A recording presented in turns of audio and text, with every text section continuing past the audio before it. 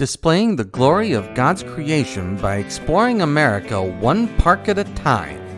Welcome to Parking Full Time with Big Dave, the park's professor. First hole. The par and distance are at the top of the screen. The tee and basket on this hole are located in very open areas, but in between there's this cluster of large trees that the fairway goes through. And so this hole is tighter than you might think just by looking at the tee and basket, especially if you're playing from the back tee. And you need to go and limber up a little bit at the practice basket before you attempt this first throw. I want to welcome you back to Parking Full Time. I am Big Dave, the park's professor. Here is the first basket, and there's the view back to the tee. Second hole is a very open hole. Some people call this a prairie-style hole. There's the mowed grass fairway here, and then there's the wild tall grass prairie on either side. This is a very straightforward hole as long as you stay out of the prairie. I need to say a word about tees and baskets at this point. Most holes on this course have two tees, and quite a few holes have two baskets. There's the back and the forward tee, and then the two baskets are the yellow basket, the yellow main basket, and the red alternate basket. I kind of wish this course would just call them yellow and red, but they actually do call them main and alternate. All of the distances I'm giving you are from the back and forward tees to the yellow basket, and all of these Walkabout video clips are from the back tee to the yellow basket. The red basket on the second hole, by the way, is about 200 feet further and down in the edge of the woods. That makes it for a very challenging hole. For the third hole, we head into the woods where we're going to stay for a while.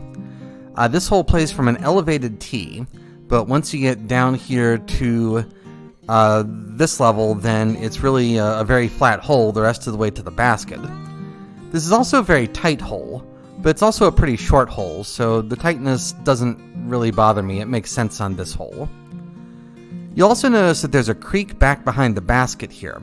That creek is going to kind of become our nemesis on this course, as you'll see in a few holes.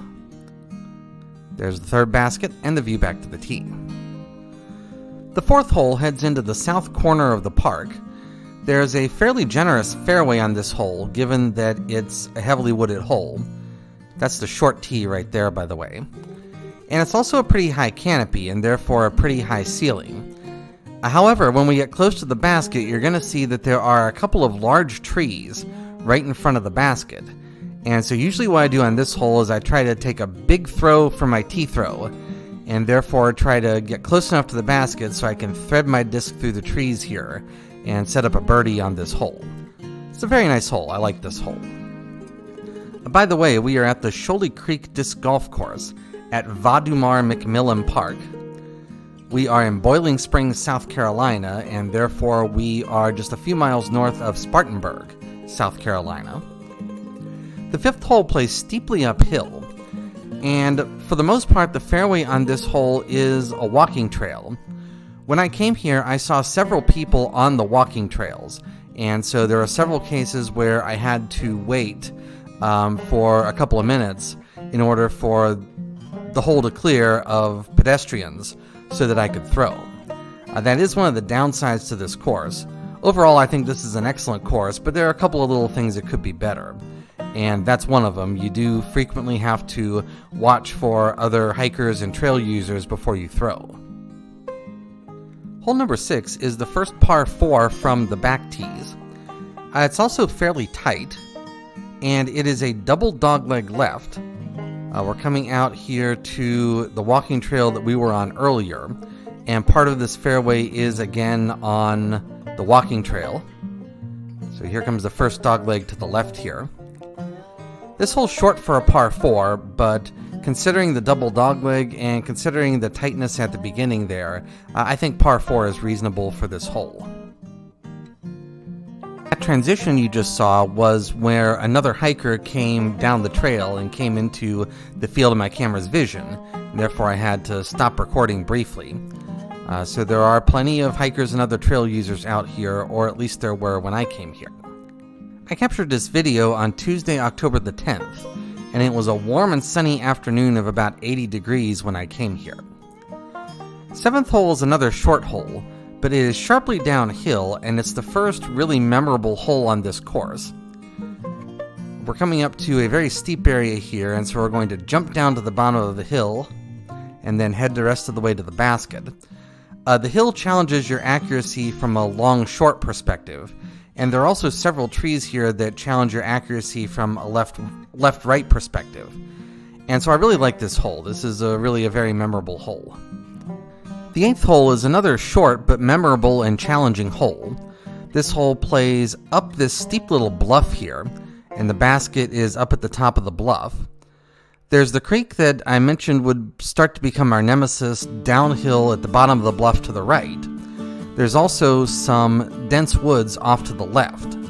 And so this hole really demands a lot of accuracy, and if you miss either direction, it's going to be a tough recovery throw.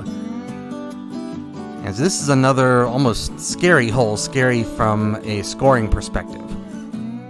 I really like this hole too.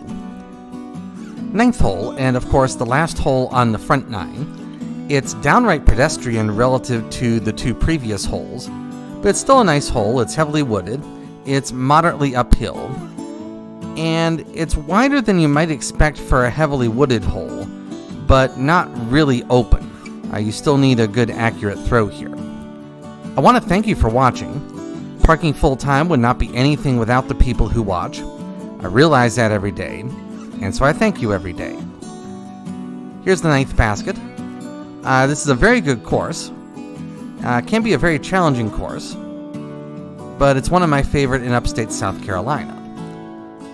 That's the end of the front nine. I will see you on the back nine. Have a great afternoon, take care, and Lord bless.